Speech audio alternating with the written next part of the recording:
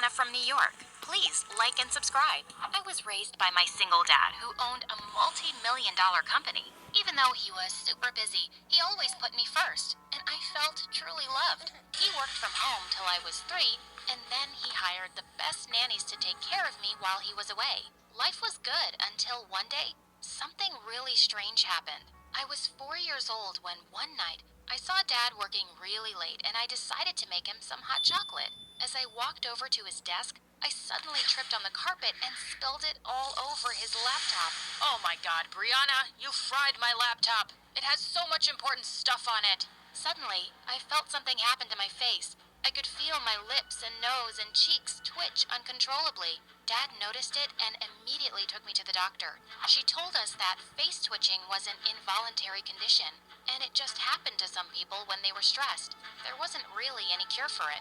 When I turned 5, Dad enrolled me in the best school around.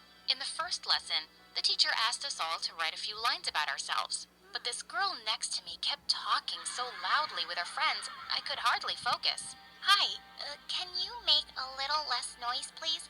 I'm trying to write and... Gosh, are you telling me you're as stupid as you look? Don't interrupt me again. Just then, my face twitched, and she looked even angrier as the others laughed. She thought I was mocking her, and after that day, Mona became my sworn enemy. And it just stayed that way forever, even when we got older. Once, when I was in 7th grade, Dad and I got stuck in traffic on our way home, and we saw a homeless couple on the pavement fighting over a sandwich. A boy my age was sitting near them with a basket of apples, and he came running towards us. Sir, would you like to buy a pound of apples? It only costs $1, and with that, I'll buy dinner. Dad bought 5 pounds and gave him $200.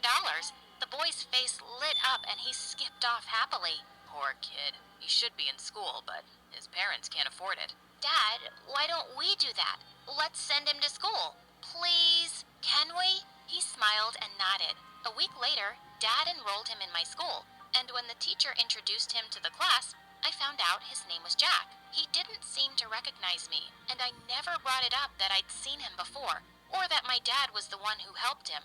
I didn't want him to feel embarrassed, but the rest of the kids were brutal, especially that Mona. Hey, Jack, why do you walk to school every day? Where's your car, man? Come on, guys. Can't you see how poor he is? His pants are 2 sizes too small for him, and all he eats for lunch are apples. I wanted to punch her face, but Jack didn't even react and walked away. I asked Dad to get him new clothes, and the next day, Jack looked so much happier. One day at the end of class, the teacher asked Jack to collect everyone's assignments.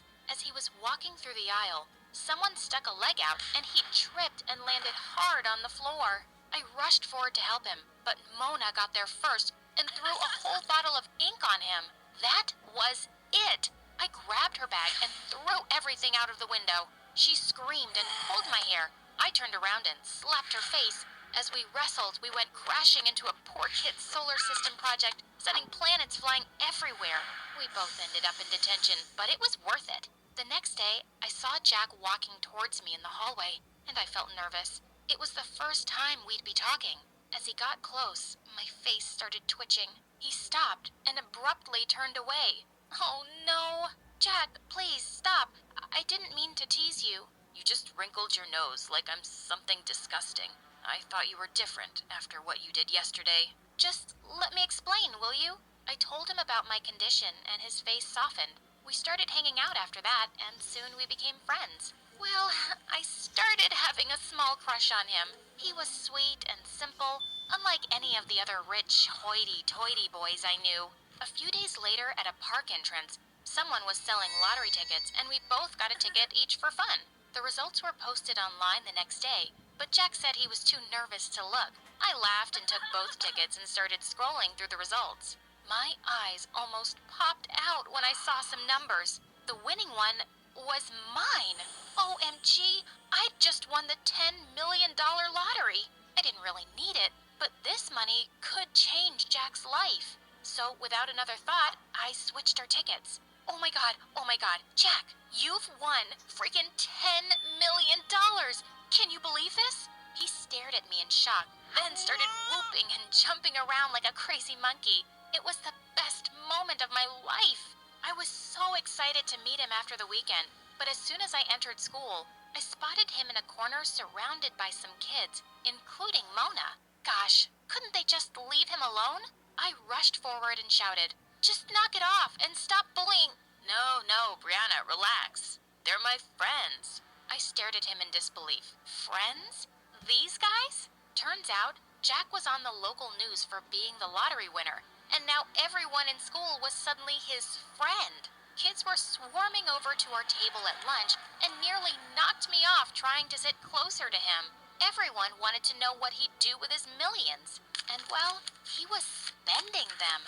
One day, the flashiest yellow sports car drove up to school, and Jack jumped out of the back seat. He was now wearing branded clothes and carrying the latest iPhone, showing everyone pictures of his mansion. I was really happy for him, but he was suddenly so busy with all these new people and going to parties, I barely got to see him anymore. So one day, I texted him to ask if we could meet later, and he said he'd love to take me out for dinner. In fact, he picked out a really fancy restaurant, and it kind of felt like a date. But I was so mad when I kept waiting for 3 hours, and he never showed up. He wouldn't even pick up his phone.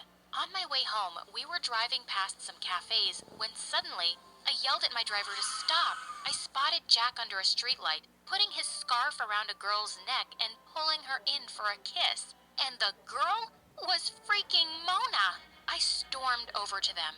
"What the heck, Jack? You stood me up for dinner, and what are you doing with her?" "He's kissing me, twitchy face, because I'm his girlfriend." "His what?" "Jack, are you crazy?" Gosh, Brianna, I totally forgot about dinner. And no, I'm not crazy. Mona has apologized for everything to me, and she's actually really sweet. "No, she's not, Jack. Can't you see she's suddenly into you because you're rich? That's why all those other people are your friends too." What's your problem, Brianna? Why can't you just be happy for me? Does it bother you that I'm not your poor friend anymore? The one you can feel sorry for and take care of? You just can't stand that I'm as rich as you now. I can't believe you just said that. And suddenly, my face started twitching horribly. God, I hate when your face does that. It's so annoying. I snapped and slapped him across the face. "I don't even know who you are anymore." And with that, I ran back to my car with angry tears down my face. I was heartbroken, and I told Dad everything that had happened that night. I'm so sorry, sweetheart, and I'm sad to hear Jack's turned out this way. He'll soon realize he's lost the best friend he ever had. Well, it didn't look like it would be anytime soon, because he and Mona were now the hottest new couple in school. I could hardly stand to look at those two. But thankfully, the next few weeks, I was too busy working with my science club members to see much of them. Some professors from Harvard were coming to judge our projects, and we had a chance of winning a spot in a super exclusive summer program. When it was my turn to speak out at our presentation, I started off really confident. But just then, I spotted Mona and Jack in the auditorium pointing and making faces at me. I tried to focus, but I felt so flustered. My face started twitching, and I forgot all my words. I turned to leave, and I tripped and crashed straight into our project. As I saw Mona and Jack laughing from the corner of my eye, I picked myself up and ran away from there. I couldn't believe my best friend had become a spiteful jerk, ruining everything for me. I just never spoke to him again. A few days before the end of high school, I was walking past the principal's office when I saw Jack inside. What's happened to you this past year? You've ignored all my warnings, and now you've failed 3 subjects. You're not graduating high school. You'll have to repeat a year. What? Come on. Surely we can find another solution. How about I pay you 10 grand and you make my bad grades go away? Get out of my office, Jack. I quickly walked off before he could see me. He was so smart, but he'd just been wasting his time over stupid things. And Mona publicly dumped him the same day when she found out because she said she didn't want to be with a loser anymore. I graduated high school with flying colors, and of course, Dad came to attend. Oh, hello, sir. I wasn't expecting to see you here. Well, I was hoping to see you graduate along with my daughter, Jack. Your daughter? What's her name? Brianna. What? Brianna is your daughter? Yes. In fact, she's the one who insisted I send you to school all those years ago. You have a lot to thank her for, son, including that lottery ticket you think you won. I was gathering my stuff from the locker when suddenly I found Jack standing behind me. What do you want? Brianna, I know what you did. What kind of crazy person gives away $10 million? What? How do you know that? It doesn't matter. Just tell me, why did you do that for me? Jack, when I saw you as a kid on the roadside, it broke my heart to think you didn't get as lucky as me to be born to rich parents. That lottery ticket was also just dumb luck. I didn't do anything to deserve it, but I really believed you deserved a better life. I still believe that, and I don't regret giving you the money at all. I can't believe I was such a terrible jerk to the best person in my life. I'm really, really sorry. I don't deserve your forgiveness or your friendship, and I won't ever bother you again. Goodbye, Brianna. I hope you have a wonderful life. He walked away, and I had a lump in my throat as I watched him leave. A few years later at university, I was studying in the library one evening when I realized it was quite late. As I was walking back to my apartment, I suddenly felt like I was being followed. I looked around to find two masked men right behind me. I tried to run, but they caught up instantly, and one of them snatched my bag as the other pushed me to the ground. Just then, someone came out of the shadows and punched one of them. To my shock,